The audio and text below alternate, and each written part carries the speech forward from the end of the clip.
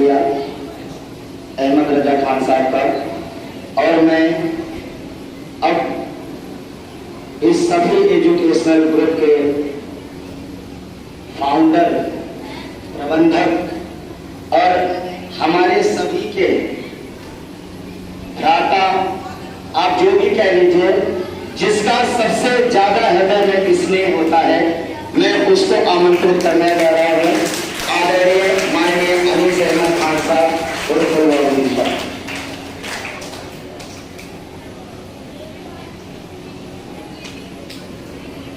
Shafi public school में आज हम 78वां स्वतंत्रता दिवस मनाने के लिए जमा हुए। वैसे तो पूरे विश्व में जहां जहां हिंदुस्तान के लोग रहते हैं, वो ये दिन, ये तारीख भूलते नहीं। शफी पब्लिक स्कूल के हमारे प्रिंसिपल साहब, हमारे कोऑर्डिनेटर्स, हमारे कॉलेज के सभी स्टाफ और सभी हमारे कॉलेज के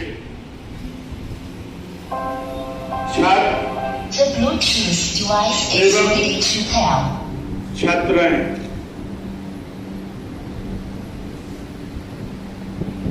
अभी बहुत से प्रोग्राम हमारे स्टूडेंट्स ने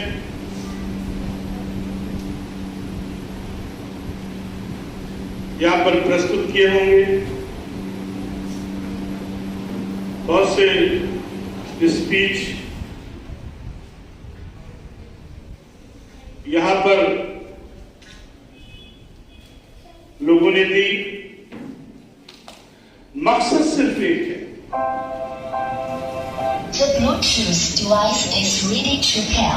मकसद सिर्फ एक है कि ये देश आगे कैसे बढ़े।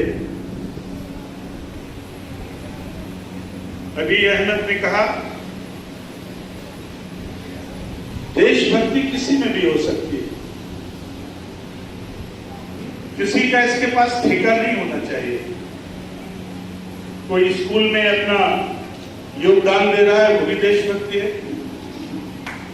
किसी संस्था में कोई काम कर रहा है, कोई पुलिस में जॉब कर रहा है,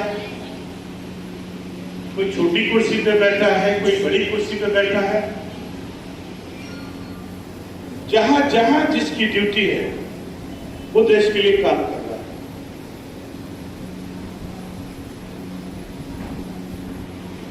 चूंकि टाइम बहुत हो चुका है और बच्चे भी निष्ठान के लिए कहीं ना कहीं बेकरार हैं और हम भी चाहेंगे कि ज्यादा समय आपका ना लिया जाए, लेकिन इतना जरूर कहना चाहते हैं कि जब कोई इंसान कोई अज़्म कर लेता है, पक्का इरादा कर लेता है और जिंदगी में किसी चीज का मकसद बना, तो वो 99% कामयाब हो ही जाता है। आपके सामने एपीजे कलाम एक बहुत बड़े साइंटिस्ट थे,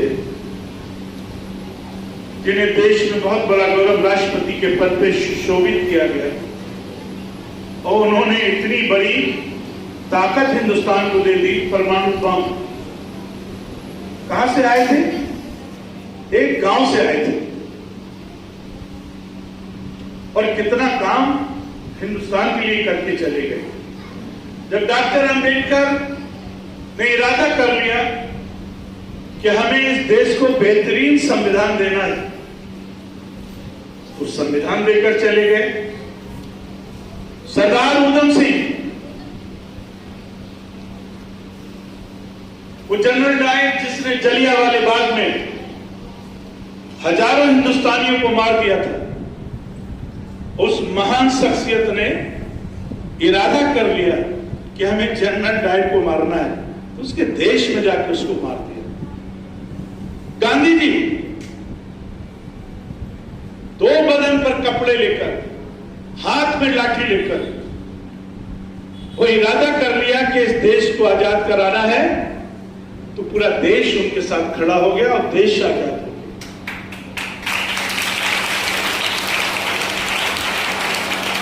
पता नहीं ये बच्चे आज जिनको आप पढ़ा रहे हैं, जिनको आप एजुकेशन दे रहे हैं,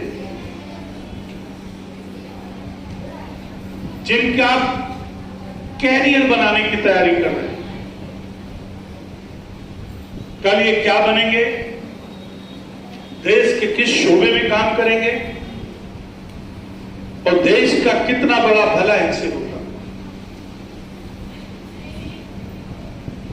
हमने इरादा किया कि मुझे इस बीसलपुर विधानसभा से एमएलए बनना है,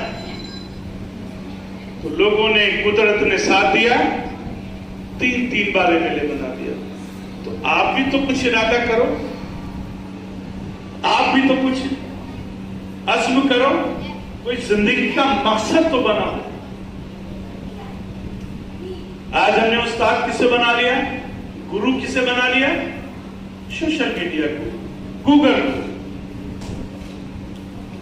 आज हमने अपने बड़ों से सीखना बंद कर दिया, उन्हें टाइम देना बंद कर दिया। कहां से आप एक कामयाब इंसान बन सकते हो? किताबों में तो आप कुछ सब्जेक्ट की नारी सोच सकती है, लेकिन एक बहुत बड़ा दायरा जो माँ बाप का होता है, बड़ों का होता है, परिवार का होता है, सोसाइटी का होता है, वो कहां से लाओगे? वो थोड़ी किताब में लिखता है। उसको कहते हैं तरबियत,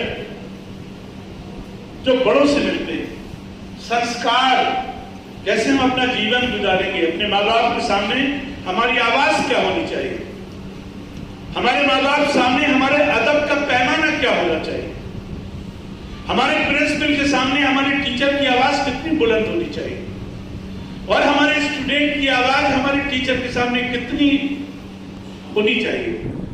ये कौन बताएगा? ये बड़े ही तो बताएंगे।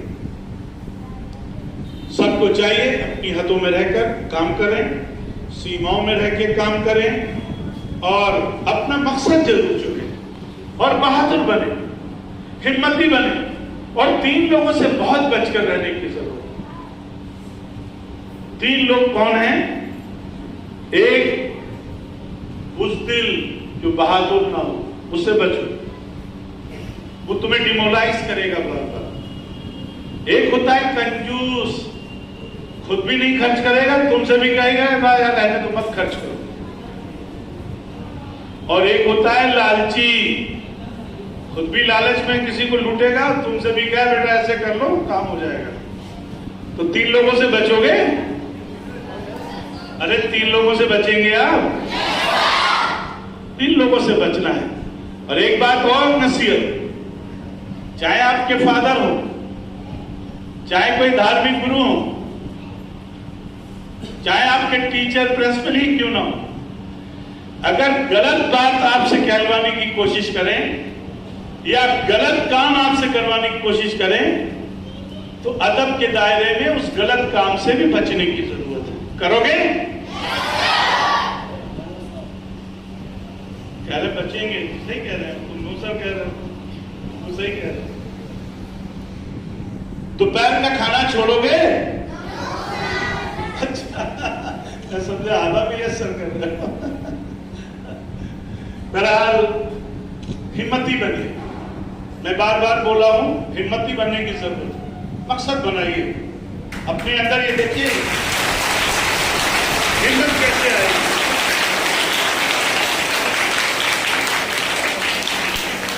हिम्मत वाली चीजों में 3 चीजों की जरूरत है, उसमें भी 3 लोग टाइप के लोग होते हैं। एक वो व्यक्ति होता है जो समंदर के पानी के पास जाने से डरता है, और एक वो व्यक्ति होता है जो समंदर के पानी को छूकर भाग आता है। और तीसरा वो होता है जो समंदर के अंदर जाकर हीरे जवाहरात मोती निकाल कर लाता है। तुम कौन से बनोगे? कौन से बनोगे? पहले वाले, दूसरे वाले, तीसरे वाले? तीसरा वाला बनना है। अच्छी पढ़ाई करनी है, अपने टीचर की रिस्पेक्ट करनी है, कॉलेज को मिस नहीं करना है। कॉलेज में अपनी कोई भी बिल्डिंग बनती है, कोई भी मकान बनता है, कोई भी संस्था बनती है, तो सबसे पहले काम कहां शुरू होता है? बुनियाद में। सबसे पहले गड्ढा खोदा जाता है, फिर बुनियाद भरी जाती है, उसी के ऊपर तो इमारत तामीर होती है, उसी के ऊपर तो लिंटर पड़ता है।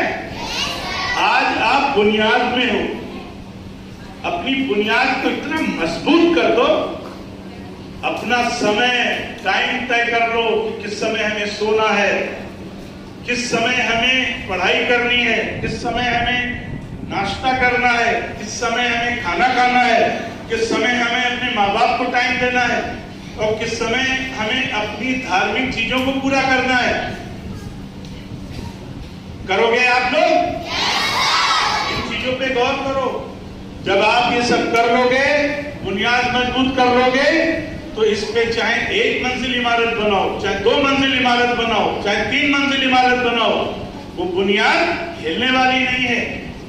और आप अपना मकसद बनाओ कि हमें आगे चलकर टीचर नहीं बनना है, लेखपाल नहीं बनना है, हमें आईएएस बनना है, आईपीएस बनना है। जब ऊपर वाली लाइन को मकसद बनाओगे तो किसी ना किसी लाइन में सेट हो जाओगे, तुम्हारा कैरियर बन जाएगा। पहले दिन से ये इरादा मत बनाओ, पहले दिन से ये इरादा मत बनाओ कि हमें ये बनना है। लक्ष्य ऊंचा रखो, मकसद ऊंचा रखो। अगर वो नहीं मिलेगा तो उसे नीचे वाला मिल जाएगा। अपने उसूल ठीक रखो, अपने नियम ठीक रखो, अपनी जिंदगी का मकसद बेहतर रखो। और एक चीज सबसे इंपॉर्टेंट है, वो भी समझो, इंसानियत को अपनी ढाल बनाओ। जो लोग इंसानियत पालते हैं, मानवता को पसंद करते हैं, वो हमेशा कामयाब होते हैं। 2 टाइप के लोग होते हैं, एक पॉजिटिव होते हैं और एक निगेटिव होते हैं। तो हमें पॉजिटिव बनना है। आपस में ऐसी बहस ना करो कि आपका दोस्त आपका दुश्मन बन जाए। पढ़ी लिखी मेयारी गुफ्तगू कीजिए, बहस कीजिए, इल्मी बहस कीजिए, और आपस में मोहब्बत भी बना के रखिए। हमारे टीचर, हमारे प्रिंसिपल साहब, कोऑर्डिनेटर, हमारे कॉलेज का एक स्टाफ, सबकी बड़ी जिम्मेदारी है। ये जिम्मेदारी ये आप लोगों की है, और सही मानों में यह खूबसूरती हमारे प्रिंसिपल साहब हैं, टीचर्स हैं और स्टूडेंट हैं। बिल्डिंग तो हमने बना दिया, तो ये खूबसूरती और इसमें इजाफा हो और इसमें बढ़ोतरी हो, उसके लिए जो हमारा मेयार है पढ़ाई का, बहुत ऊपर लेवल पे होना चाहिए। हमारी सोच बहुत ऊपर लेवल पे होना चाहिए। हमें जिन बच्चों से लगाव है, हम वहां तक सीमित नहीं रहेंगे। बहुत से बच्चे आपको पसंद नहीं आएंगे, बहुत से बच्चों की बातचीत का लहजा ठीक नहीं होगा, लेकिन ऐसा नहीं हम उन्हें इग्नोर करें। कभी कभी बहुत नॉटी बच्चा भी बहुत क्वालिफाइड निकल जाता है, और हमने देखा है। एक आईपीएस की मैं लेक्चर सुन रहा था, बिहार के एक आईपीएस थे, वो अपनी भाषण में कहीं उनको सम्मानित करने का मौका मिला, तो 4 बच्चे थे, 4 बेटों में 3 बच्चे बहुत अच्छी सर्विस में थे, और जो 4था बच्चा था वो बहुत ज्यादा नाटी था और वो सीरियस नहीं था। लेकिन जब उसने काम दिखाया तो उसने आईपीएस क्वालिफाई कर लिया, सबसे टॉप पे चला गया। तो मैंने भाषण सुना है, तो उसमें अपना मकसद बनाओ, अपना उद्देश्य बनाओ। जो हमारे टीचर शबी पब्लिक स्कूल में आए हैं, उनके पास वक्त है, बहुत ज्यादा अपने को होमवर्क करें और अपनी मुख्य धारा में, सबसे ऊपर वाली धारा में लाने की कोशिश करें। अपने अंदर वो पार्टी पैदा करें जिससे कि लोग ये ना कहें कि फला टीचर थोड़ा ढीला है, फला टीचर का क्लास में कंट्रोल अच्छा नहीं है, फला टीचर अच्छा नहीं पढ़ाते, या फला टीचर के अंदर ईमानदारी नहीं है। और ये सब चीजें आपको खुद देखनी पड़ेंगी। उस कमी को जब आप निकालेंगे तो हो सकता है कि आप भी बहुत अच्छे टीचर के लिए ऊपर आ जाए। हमें फालतू बातों में नहीं पढ़ना है, ना हमें फालतू लोगों के साथ बैठना है। अच्छे लोगों में बैठिए, डिस्ट्रक्टिव बात करने वाले से थोड़ा दूरी बना लीजिए, उसे पता भी नहीं चले, दूरी बना लीजिए। जो पॉजिटिव लोग हैं, अच्छे लोग हैं, अच्छी सोच के लोग हैं, उनको अपना दोस्त बनाइए और उनके साथ में बैठिए, अदब के दायरे में, सीमाओं में रहकर, हदों में रहकर। तो मैं अपने कॉलेज के प्रिंसिपल साहब और तमाम हमारे जो कुलवीर सिंह जी हैं, प्रिंसिपल साहब हैं, हरमीत जी हैं, ये मैम गुप्ता हैं, हाँ मैम राधा गुप्ता जी हैं, इनके जो हस्बैंड हैं, उनके मामा कौन थे मालूम आपको? क्या नाम था उनका, गुप्ता जी का? जी के गुप्ता थे। और आपके मैं हिस्ट्री इसलिए बता रहा हूं, जी के गुप्ता जी का हमारे फादर से पहले तो थोड़ी लड़ाई हो गई, फिर बाद में बहुत अच्छी दोस्ती हो गई, और यहां तक हो गई कि उन्होंने मेरी नौकरी भी लगा दी चीनी मिल में। और कुछ ऐसे कारण बने, अप्रूवल नहीं हुआ और वो मुझे छोड़ना था। कुदरत को मुझे काम तो इधर लेना था। अगर मैं वहां सीट राइटर के लिखता रहता तो मैं यहाँ कैसे आता था? हरमीत जी कैसे मिलते, शोएब साहब कैसे आते, कुलवीर सिंह जी कैसे आ जाते, और ये सबसे बड़े हमारे दोस्त एसपी मिश्रा जी कहाँ मिलते? यही है ना? हाँ यही है। तो साथियों, आज ये हमारा चमन है, और हमारे चमन की खूबसूरती हर इंसान से है, चाहे वो 4th क्लास का हो, चाहे हमारे वो किसी पद पे काम कर रहे हो, मेरे लिए इंपॉर्टेंट है। और सभी लोगों के काम करने से ये चमन है।